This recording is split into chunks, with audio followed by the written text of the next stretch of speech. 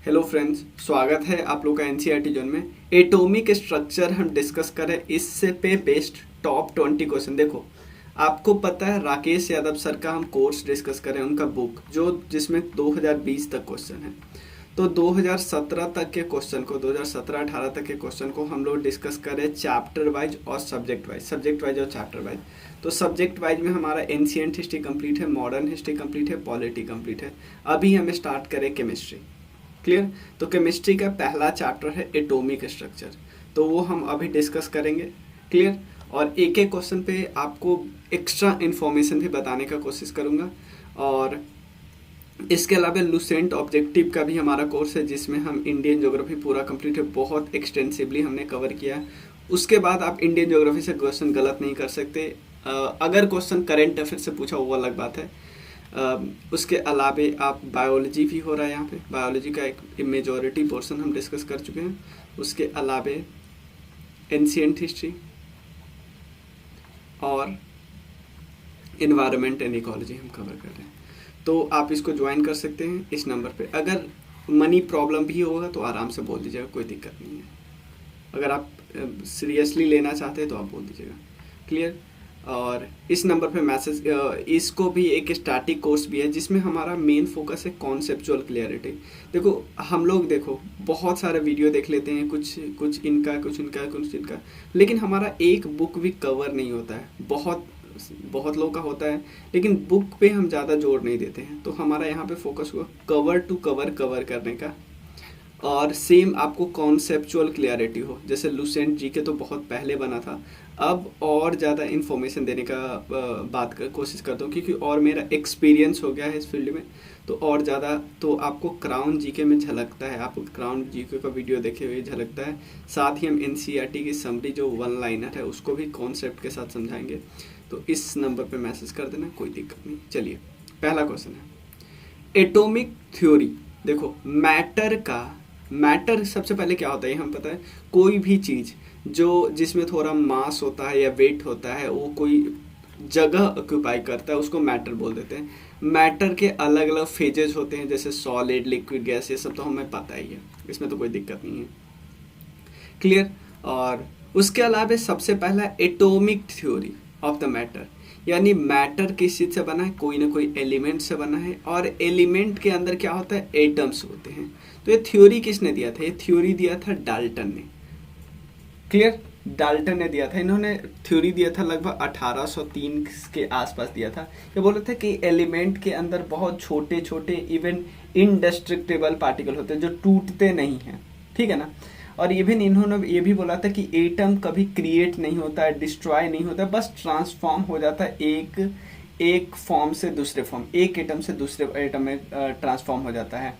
Clear? कोई दिक्कत नहीं है इसमें, मतलब इसमें कोई प्रॉब्लम है तो जॉन डाल्टन। एवोगाड्रो नंबर तो हमने देखा ही था, एवोगाड्रो नंबर 6.023 इंटू 10⁻23, ये तो हमने देखा ही था। एवोगाड्रो नंबर 1 मोल के इक्वल होता है इतना। ठीक है? 1 mole equal to how many particle? तो 1 mole equal to this number particle, इतना पार्टिकल होता है। न्यूटन्स के तो 3 लॉ हमें पता ही है। क्लियर? उसके अलावा पास्कल के भी बहुत सारे लॉ है। क्लियर? प्रेशर के एक यूनिट भी है पास्कल, ये भी हमें पता होगा। ठीक है ना? तो यहाँ पे याद करना है जॉन डाल्टन, कोई दिक्कत नहीं, कोई प्रॉब्लम नहीं है ना। चलिए, जॉन डाल्टन ने थ्योरी दिया था। उसके बाद थ्योरी है, तो हमें ज़्यादा थ्योरी व्योरी पे फोकस नहीं करना है, हमें बेसिक क्वेश्चन आते हैं। देख लेते हैं कैसे क्वेश्चन आते हैं। Atomic size of the order of, जो एटम्स, देखो आप खुद सोचो, ये है एटम। क्लियर? ये है एटम। एटम के अंदर भी अलग अलग पार्टिकल है, क्या क्या है? Electron, proton, neutron. Clear? Electron, proton, neutron. ध्यान से देखिएगा, मैं एक चीज आपको दिखाता हूं यहाँ पे। सिंपल देखिए, ये है एक एटम, ठीक है ना?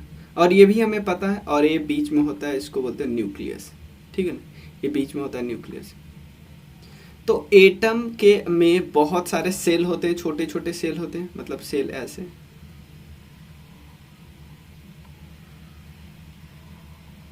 और इस सेल में जो बाहर वाले सेल होते हैं, जितने भी सेल होते हैं, उसमें क्या होते हैं, इलेक्ट्रॉन रोटेट करते रहते हैं। एक फिक्स सेल में इलेक्ट्रॉन, चाहे जितने भी सेल है ना, सब में इलेक्ट्रॉन रोटेट कर रहा है। और तो यहाँ पे इलेक्ट्रॉन हो गए हर सेल में, यहाँ यहाँ यहाँ। तो बीच में क्या होता है, बीच में न्यूक्लियस होते हैं। न्यूक्लियस में पॉजिटिव चार्ज पार्टिकल होते हैं, क्या क्या, प्रोटॉन प्लस न्यूट्रॉन। न्यूट्रॉन क्या है, न्यूट्रल है, कोई चार्ज नहीं है, न्यूट्रल है, ठीक है ना। जीरो चार्ज, इस पे प्लस चार्ज होता है, इसमें माइनस चार्ज होता है। तो देखो न्यूक्लियस के अंदर क्या क्या है, प्रोटॉन प्लस न्यूट्रॉन। तो न्यूक्लियस के अंदर क्या क्या है, प्रोटॉन प्लस न्यूट्रॉन, ध्यान देना। अब एक चीज, प्रोटॉन प्लस न्यूट्रॉन है, तो अगर न्यूक्लियस का साइज हमेशा छोटा होगा एटम के साइज के, इसमें तो कोई दिक्कत नहीं है, इसमें तो कोई प्रॉब्लम नहीं है। तो हम बोल देंगे अगर इसका साइज है, न्यूक्लियस का साइज है 10⁻⁻15, तो इसका साइज होगा 10⁻⁻10, क्योंकि 10⁻⁻10 ये थोड़ा सा लार्ज है एज कम्पेयर टू 10⁻⁻15 से। ये तो हमें पता है ना, मतलब हम एक गेस कर सकते हैं कि अगर हमारा न्यूक्लियस का साइज छोटा है तो इससे जरूर न जरूर थोड़ा बड़ा होगा एटम का साइज। एटम का साइज कैसे नापते हैं, न्यूक्लियस से लेके आउटर मोस्ट जो ऑर्बिट है इसके रेडियस को लेते हैं, ठीक है ना। तो यहाँ से यहाँ आउटर मोस्ट, भाई इनर नहीं, आउटर मोस्ट, क्लियर। कोई अगर एक ही सेल है तो उसके लिए साइज इतना ही होगा, लेकिन यहाँ पे 3 सेल है ना, तो यहाँ से साइज यहाँ होगा, समझ में आया ना। तो मैं यहाँ पे यही बताना चाहता हूँ कि न्यूक्लियस हमेशा छोटा होगा एटम से, ये तो हमें देख लिया पिक्चर में ही। तो यहाँ पे बता रहा है एटॉमिक साइज ऑर्डर किस ऑर्डर में होता है, एटॉमिक साइज किस ऑर्डर में होता है, किसका एटॉमिक साइज। यहाँ पे हमसे पूछ रहा है एटॉमिक साइज एटम का, यहाँ पे न्यूक्लियस नहीं है, तो एटम का साइज किस में होता है। देखो 10⁻⁻10 मीटर के कैटेगरी में होता है, 10⁻⁻10। देखो अगर हम मीटर को सेंटीमीटर में कन्वर्ट करते हैं तो हम क्या करते हैं, ध्यान देना, मीटर को सेंटीमीटर में कन्वर्ट करना तो 1 metre equal to 100 centimetre, clear ना। तो 10⁻⁻10 मीटर इक्वल टू हुआ 10⁻⁻10 इंटू 100, ये अगर सेंटीमीटर में, क्लियर, कोई दिक्कत नहीं। इसको आप कन्वर्ट कीजिए, यहाँ पे 10⁻⁻10 है इंटू 10⁻2 है। तो आपको एक मैथ्स का है तो ये पता होगा कि अगर बेस सेम होता है तो ये दोनों ऊपर ऐड हो जाते हैं, पता है ना कि अगर बेस सेम होता है, ये भी मैथ्स का भी ध्यान रख लिए, बेस सेम है तो ये दोनों ऐड हो जाता है। ऐड कैसे होगा, 10⁻⁻10 प्लस 2, तो -10 में से 2 गया तो क्या होगा 10⁻⁻8 सेंटीमीटर। ये मैथ्स का थोड़ा मैंने बता दिया, बेसिक है मैथ्स का, मतलब ऐसा नहीं किया, ये तो बहुत बेसिक है, ठीक है ना। 10⁻⁻8 सेंटीमीटर, ये एटॉमिक साइज इस रेंज में होता है, क्लियर। तो मैं यहाँ पे बता दूँ एटॉमिक साइज का रेंज होता है 10⁻⁻10, और न्यूक्लियस किस ऑर्डर में होता है 10⁻⁻15। ये दोनों मीटर है, मीटर 10⁻⁻15 को आप क्या बोलते हैं, इसको हम एक बोलते हैं, एक यूनिट में नापते हैं जिसको हम बोलते हैं fermi, 1 fermi. 10⁻⁻15 metre equal to 1 fermi. इसीलिए ना हम बार बार मेजर करते हैं न्यूक्लियस को फर्मी की यूनिट में, क्लियर, कोई दिक्कत नहीं। चलिए नेक्स्ट क्वेश्चन है, the fundamental particle that compose on atom. क्या क्या है, इलेक्ट्रॉन, प्रोटॉन, न्यूट्रॉन। सी आराम से, कोई दिक्कत नहीं। लेकिन मैं यहाँ पे आपसे पूछूं, कि भाई बताइए कि न्यूक्लियस में क्या क्या होते हैं, क्या इलेक्ट्रॉन होते हैं न्यूक्लियस में। मैंने यहाँ पे आपको क्या बताया, भाई न्यूक्लियस में सिर्फ इलेक्ट्रॉन और प्रोटॉन होते हैं। और जो भी एक ध्यान रखिएगा, जो भी एटॉमिक नंबर मैं आपको बताऊंगा, एटॉमिक नंबर या मास नंबर, ये सब हम लोग डिसाइड करते हैं ना, कैलकुलेट करते हैं ना, एटॉमिक नंबर और मास नंबर, ये दोनों डिसाइड होता है सिर्फ और सिर्फ न्यूक्लियस के बेसिस पे। भाई इलेक्ट्रॉन का कोई रोल नहीं है एटॉमिक नंबर और मास नंबर को डिसाइड करने में, एटॉमिक नंबर और मास नंबर को डिसाइड करने में इसका कोई रोल नहीं है, समझ में आया, कोई रोल नहीं है, ठीक है। अब एक और चीज़, जितने भी पार्टिकल है, मतलब जो जितने भी एटम है, सब में इलेक्ट्रॉन, प्रोटॉन, न्यूट्रॉन जरूर सब होगा, लेकिन एक एक्सेप्शन है, प्लीज याद रखिएगा। आपसे पूछा जाएगा the fundamental particle that compose on hydrogen atom. Hydrogen atom, तो आप बोलना भैया हाइड्रोजन एटम में न्यूट्रॉन नहीं होता, हाइड्रोजन एटम में सिर्फ प्रोटॉन और इलेक्ट्रॉन ही होता है। क्लियर? हाइड्रोजन एटम में सिर्फ प्रोटॉन और इलेक्ट्रॉन ही होता है। क्लियर? आगे जब क्वेश्चन आएगा ना एटॉमिक नंबर वाला, मास नंबर वाला, तो वहां पे मैं बताऊंगा, और इसको मैं डिटेल में इन सबको बता रहा हूं अपने क्राउन कोर्स में। क्लियर? चलिए, इवन लुसेंट वाला आप में देखिए होइएगा, लुसेंट जीके वाला, कोई दिक्कत नहीं होगा, उससे भी सारा आपका क्लियर होगा। क्लियर? बस मैं ये बताना चाहता हूँ इस समय और आज में, इस समय जो था उस समय मुझे भी पूरा लुसेंट जीके याद नहीं था, अभी मुझे पूरा याद है ऑलमोस्ट। क्लियर? तो थोड़ा सा एक्सपीरियंस ज़्यादा हो गया, तो आप जो कोर्स चला रहा हूँ वो इवन इससे तो ज़्यादा होगा। अगर इससे ज़्यादा अच्छा नहीं हुआ तो फिर मेरे एक्सपीरियंस का क्या फ़ायदा? नॉर्मल बात है ना, इसलिए मैं बोल रहा था। चलिए, न्यूट्रॉन है यहाँ पे। क्लियर? कोई दिक्कत नहीं। अरे मतलब अगर हाइड्रोजन एटम की बात करें तो वहाँ पे न्यूट्रॉन नहीं होगा, तो हाइड्रोजन एटम इसीलिए ना ऐसा लिखा होता है 1 1। क्लियर? यह नीचे जो शो करता है वो होता है एटॉमिक नंबर, ऊपर जो शो करता है mass number.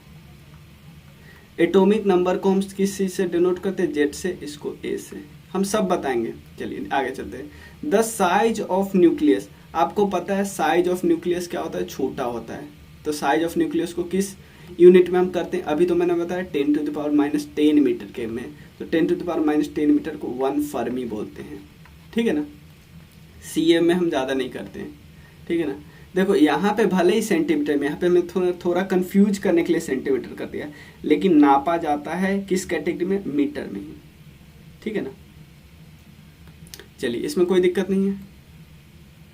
The radius of an atomic nucleus in order to 10⁻⁻15 metre, हमें पता है। तो आप बोले भैया डायरेक्ट आंसर यहाँ पे नहीं है, यहाँ तो सेंटीमीटर है। भाई इतना आसान तो नहीं देगा, आपको कम से कम मीटर को 100 से गुना करने का तो देगा।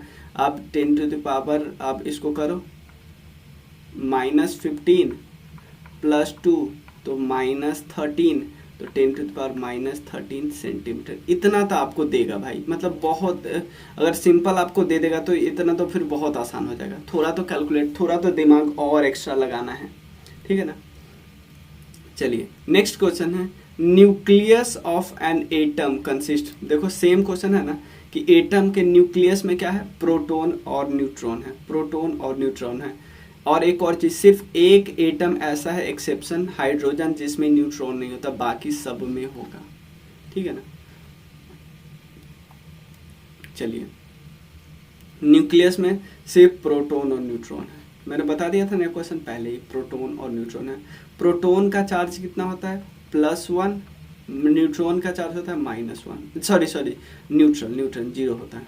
अब एक चीज बताओ, क्या इसका चार्ज करेक्ट एकदम एक्यूरेट माइनस होना था? नहीं भाई, मैं यहाँ पे रिलेटिव चार्ज की बात करता हूँ। इलेक्ट्रॉन के रिलेटिव चार्ज होता है इसका +1, सॉरी इलेक्ट्रॉन का चार्ज अगर -1 है तो इसके रिलेटिव चार्ज है प्रोटॉन का +1। अगर एक्यूरेट चार्ज की बात करें, एब्सोल्यूट चार्ज की बात करें, तो प्रोटॉन का चार्ज है, मैं बताता हूँ, +1.602 × 10⁻⁻19 कूलम्ब। और सेम अगर इलेक्ट्रॉन की बात करें तो माइनस डाल दो, सेम उतार दो, लेकिन न्यूट्रॉन का 0 ही होगा, चाहे रिलेटिव चार्ज या एब्सोल्यूट चार्ज। ठीक है ना? अगर मास की भी बात करते हैं तो हम इलेक्ट्रॉन, प्रोटॉन, न्यूट्रॉन तीनों की बात कर देंगे। इलेक्ट्रॉन की खोज किसने की है पता है? जे थॉमसन ने। इलेक्ट्रॉन की खोज जे थॉमसन, प्रोटॉन की खोज गोल्डस्टीन, और न्यूट्रॉन की खोज चैडविक। और एक चीज बताओ, आप बताओ सबसे पहले तीनों में से किसकी खोज हुई होगी? ऑब्वियसली इलेक्ट्रॉन की, बाद में प्रोटॉन, उसके बाद में न्यूट्रॉन, सबसे बाद में पता चला होगा। Fundamental particle present in the nucleus of an atom. भाई थोड़ा ध्यान से पढ़ो, सिर्फ आप एटम के चक्कर में नहीं रखो भाई, न्यूक्लियस भी लिखा हुआ है। तो न्यूक्लियस तो प्रोटॉन न्यूट्रॉन, कोई दिक्कत ही नहीं है। सेम क्वेश्चन है, Which of the following is not a nucleons? देखो बहुत अच्छा क्वेश्चन है भाई, क्योंकि न्यूक्लियस है और इधर ऑर्बिट है एटम का, क्लियर। तो न्यूक्लियस में क्या क्या, प्रोटॉन और न्यूट्रॉन, तो इसको इसीलिए हम एक और नाम देते हैं, न्यूक्लियस के अंदर जो होते हैं उसको हम बोल देते हैं न्यूक्लियॉन्स। ध्यान देना, न्यूक्लियस के अंदर जो होते हैं उसको हम बोल देते हैं भाई न्यूक्लियॉन्स, तुम्हें बोल देते हैं, नाम रख दिए बस, कुछ नहीं, कि भाई न्यूक्लियस के अंदर जो है इसको कलेक्टिवली इन दोनों को हम न्यूक्लियॉन्स बोल देंगे। ध्यान देना, क्यों न्यूक्लियॉन्स बोलते हैं भाई, तुम दोनों न्यूक्लियस में रहते तो तुम्हें न्यूक्लियॉन्स नहीं बोलेंगे तो क्या बोलेंगे बताओ, समझ में आया ना, बस नाम रख दिया, कुछ नहीं है। तो न्यूक्लियॉन्स में क्या नहीं है भाई, एक चीज यहाँ पे मैं आपको बताता हूँ, पॉजिट्रॉन, यहाँ पे भले ही आपसे देखने के लिए लिया हुआ है लेकिन पॉजिट्रॉन और प्रोटॉन सेम नहीं होता। ध्यान देना, पॉजिट्रॉन के पास भी, ध्यान देना, पॉजिट्रॉन के पास भी इलेक्ट्रॉन का पॉजिटिव चार्ज होता है, पॉजिटिवली चार्ज, ये सब एटॉमिक पार्टिकल है, सब एटॉमिक, ये सब क्या है, एटॉमिक पार्टिकल है, ये सब एटॉमिक पार्टिकल है। तो पॉजिट्रॉन को आप एकदम नहीं ले सकते कि ये तो बिल्कुल ये है। आप जब हम न्यूक्लियॉन्स की बात करेंगे ना तो उसका पार्ट इवन पॉजिट्रॉन भी नहीं है, क्लियर है ना। तो यहाँ पे आपका करेक्ट आंसर इलेक्ट्रॉन है, क्योंकि दूसरा आंसर यहाँ पे नहीं दिया। अगर ई ऑप्शन होता है, दो ऑप्शन, तो पॉजिट्रॉन भी पार्ट नहीं है, समझ में आया ना, क्लियर है ना। पॉजिट्रॉन को हम क्या बोलते हैं, पॉजिट्रॉन का और नाम हम देखते हैं एंटी इलेक्ट्रॉन, क्लियर। अगर एग्जाम में आता ना, अगर 4 ही ऑप्शन आता तो प्लीज इलेक्ट्रॉन लगाइएगा, 5 ऑप्शन आएगा तो लेके आइएगा ये दोनों, समझ में आया ना। 4 ऑप्शन आए तो सिर्फ वही दोनों लगाइए। पॉजिट्रॉन को हम एंटी इलेक्ट्रॉन भी बोलते हैं, समझ में आया ना, इलेक्ट्रॉन का काउंटर पार्ट भी बोलते हैं, लेकिन ये दोनों अलग अलग हैं, मतलब बिल्कुल एकदम सेम नहीं है। सेम होता तो क्यों अलग अलग नाम होता। According to Rutherford atomic model, मैं आपको इसके बारे में थोड़ा सा बताऊंगा। रदरफोर्ड मॉडल के हिसाब से the electron inside the atom क्या है, क्या मतलब इलेक्ट्रॉन जो है वो कैसे क्या करता है, क्या वो स्टेशनरी है, रुका हुआ है, इसकी मैं बात करता हूँ। देखो न्यूक्लियॉन्स के अंदर क्या क्या आता है, न्यूट्रॉन और प्रोटॉन आता है, इलेक्ट्रॉन की ऑर्बिट होती है, ऑर्बिट कई सारी हमने बताया था ना अभी, 1 2 3 कई सारी हो सकती है। पहले को हम क्या बोलते हैं नाम, KLMN, नाम हमने सुना ना, KLMN, इसको इलेक्ट्रॉनिक सेल बोलते हैं। और सेल में कितना इलेक्ट्रॉन आएगा वो भी हमें पता है, जैसे देखो K साल में, K आपका पता है ना, ये है पहला सेल, ये है दूसरा सेल, ये है तीसरा सेल, ये है चौथा सेल। तो एक सेल में कितने इलेक्ट्रॉन आएंगे डिपेंड करता है एक फॉर्मूला पे, 2n²। पहला सेल है तो 2 × 1, 1 का स्क्वायर करेंगे 2, तो पहले सेल में 2 इलेक्ट्रॉन। दूसरे सेल की बात करते हैं तो 2n², 2 × 2 का स्क्वायर × 2 × 4 यानी 8 इलेक्ट्रॉन होंगे, समझे ना। ऐसे ही हमें आगे जाना है, 2 8 18 32 ऐसे, ठीक है ना। ये पहला एनर्जी लेवल, दूसरा एनर्जी लेवल, तीसरा एनर्जी लेवल, चौथा एनर्जी लेवल, समझे ना। आपको मैं आगे बहुत बताऊंगा, ठीक है ना। अब खुद सोचिए, मैं एक चीज एक आपको बस एक पूछ रहा हूँ, कोई अगर कोई इलेक्ट्रॉन यहाँ पे होगा सबसे आउटर एनर्जी लेवल पे, क्या उसको उस इलेक्ट्रॉन को तोड़ना आसान होगा, या कोई यहाँ पे होगा उसको तोड़ना आसान होगा। भाई ऑब्वियसली आउटर, आपको आपके घर से किडनैप करना बहुत मुश्किल है, एग्जाम्पल लेते, सॉरी मतलब ऐसे वर्ड नहीं बोलना चाहिए, सिंपल है, आपके घर पे आपके प्रोटेक्शन के लिए बहुत लोग हैं, लेकिन नहीं भी छोड़िए, आपको कोई अगर 2 थप्पड़ मार दे रहा है तो आपके घर पे मारना बहुत मुश्किल है एज कम्पेयर टू आप बिल्कुल बाहर हो, घर से बहुत दूर हो, यहाँ पे आपको मारना बहुत मतलब आसान है एज कम्पेयर टू यहाँ, समझ में आया ना। ये बता इलेक्ट्रॉन, तो इलेक्ट्रॉन क्या करता है, यहाँ पे घूमता रहता है ऑर्बिट में, ऐसे ऐसे घूमता रहता है। तो आंसर तो हमारा बहुत आसान है कि एटॉमिक मॉडल में इलेक्ट्रॉन क्या है, नॉन स्टेशनरी है। आपसे पूछा जाता है कि भाई बताइए रदरफोर्ड एटॉमिक मॉडल में प्रोटॉन और न्यूट्रॉन कैसा है, तो आप बोलते थे सेंट्रलाइज है भाई साहब, सेंट्रलाइज है, समझ में आना, स्टेशनरी नहीं है। चलिए अब देखो, रदरफोर्ड का अल्फा स्कैटरिंग एक्सपेरिमेंट है related to the size of, किसकी साइज की बात करता है? रदरफोर्ड का अल्फा इलेक्ट्रॉन ये बात करता है न्यूक्लियस की साइज। मैं आपको बताता हूँ, ये रदरफोर्ड ने क्या एक्सपेरिमेंट किया, समझो, बिल्कुल आपको आसान भाषा में समझाता हूँ, सिंपल समझो। यहाँ एक एटम है और ये है न्यूक्लियस, ये है न्यूक्लियस, ये है एटम का ऑर्बिटल। इसने देखा क्या, इसने एक यूवी रेज, सिंपल मैं आपको यहाँ से दिखाता हूँ, एक रेडियो एक्टिव सोर्स से, ध्यान देना, रेडियो एक्टिव सोर्स से अल्फा पार्टिकल को रिलीज किया, रेडियो एक्टिव सोर्स से अल्फा पार्टिकल को रिलीज किया और यहाँ पे छोड़ने लगा। देखा कि यार ये तो डायरेक्टली चला गया, ये भी डायरेक्टली चला गया, बहुत सारा डायरेक्टली चल जा रहा है, लेकिन कुछ यहाँ पे जैसे रफ गया तो ऐसे रिफ्लेक्ट हो गया, यहाँ पे लगा तो ऐसे रिफ्लेक्ट हो गया, कुछ पार्टिकल यहाँ गया और सीधे 180 डिग्री से लौट के आ गया। इससे साफ साफ पता चलता है कि हर जगह पार्टिकल नहीं है, या इलेक्ट्रॉन वगैरह जो है वो हर जगह नहीं है।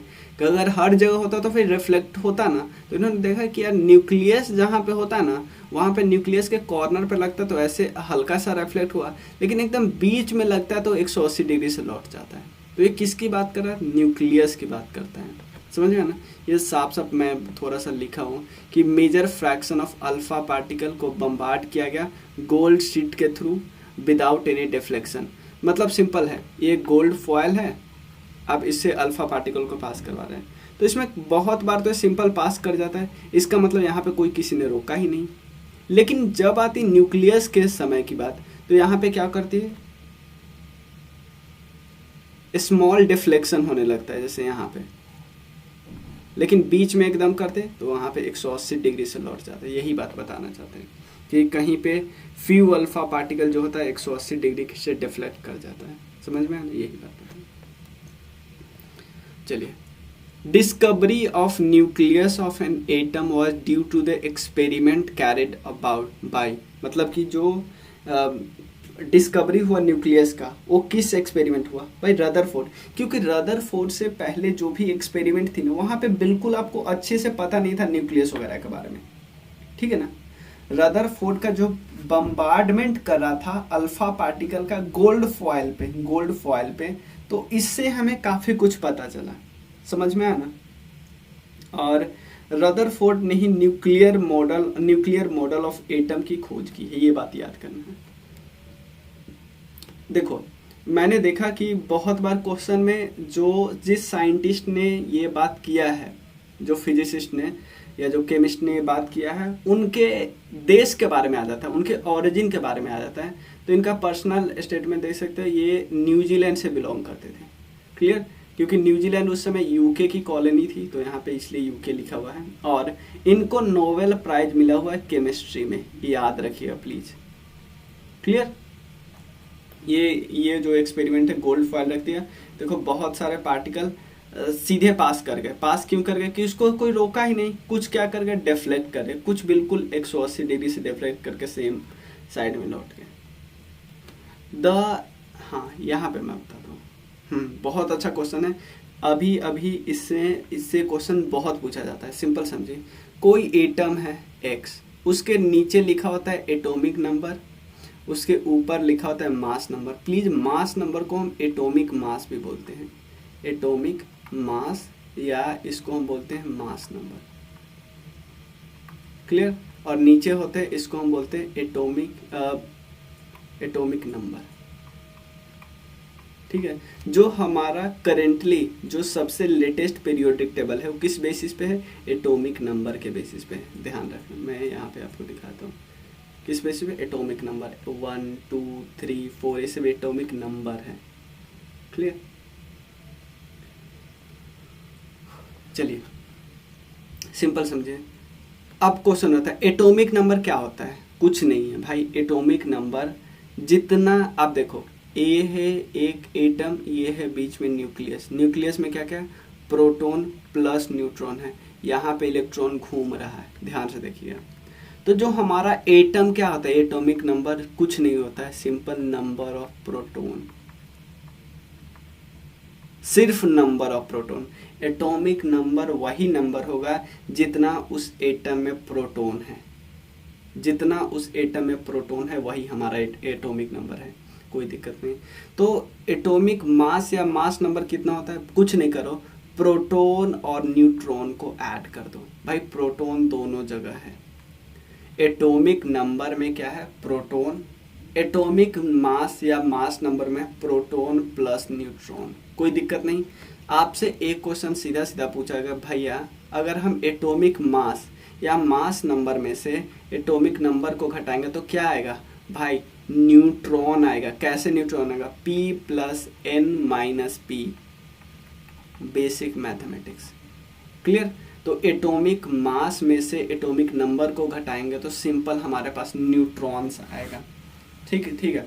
अब देखो, the atomic number of carbon is 6, atomic number carbon है, कार्बन का एटॉमिक नंबर 6 है। एटॉमिक मास या मास नंबर कितना है, 12। ठीक है, सिंपल पूछा है कितना प्रोटॉन है इसके पास। भाई अगर ये लाइन नहीं भी दिया होता तो हम प्रोटॉन तो बता ही देते, क्या देने की जरूरत थी। तो प्रोटॉन हमारा 6 है। अगर ये लाइन दे भी दिया तब हमसे ये भी पूछ सकता था, भाई न्यूट्रॉन कितना होता है, न्यूट्रॉन, तो हम करेंगे न्यूट्रॉन इसमें से इसको घटा देंगे तो न्यूट्रॉन हमारा 6 आ गया। ठीक है ना, न्यूट्रॉन भी 6 है और प्रोटॉन भी 6 है। ठीक है, कोई दिक्कत नहीं। अब देखो नेक्स्ट क्वेश्चन है, इसमें कोई प्रॉब्लम नहीं है ना, कोई प्रॉब्लम नहीं है, सुनिए।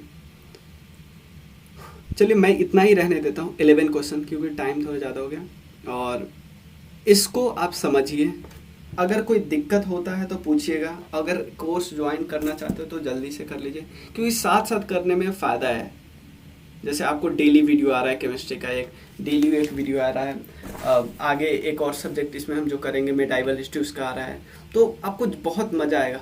इसमें हम क्या क्या देखो, इसमें क्या कर रहे हैं, जैसे सब्जेक्ट वाइज हमने 2017-18 तक किया, उसके अलावा पेपर वाइज भी कर रहे हैं। तो हम एसएससी के जो 2020 में पेपर हुए हैं, ध्यान देना 2020 में जो पेपर हुए वो एसएससी सीजीएल का 2019 वाला पेपर है, क्लियर। 2019 वाला पेपर 2020 में हुआ, तो हमने उसकी एटलीस्ट 7 सेट कर चुके हैं, 25 क्वेश्चन का सेट होता है। तो उसमें हम पूरा पेपर वाइज डिस्कस करें, तो वहाँ पे मैं ये भी बता रहा हूँ कि करंट अफेयर्स का कौन है जिसको आप पुराने साले वाले से नहीं करिएगा, और इस कौन कौन से फिजिक्स के हैं, कौन कौन से केमिस्ट्री के हैं, कौन बायोलॉजी के हैं, कैसे क्वेश्चन आते हैं, सब कुछ आपको डिटेल में आप इस नंबर पे मैसेज करके आराम से ज्वाइन कर लेना, और मैं वेट करूँगा ज़रूर।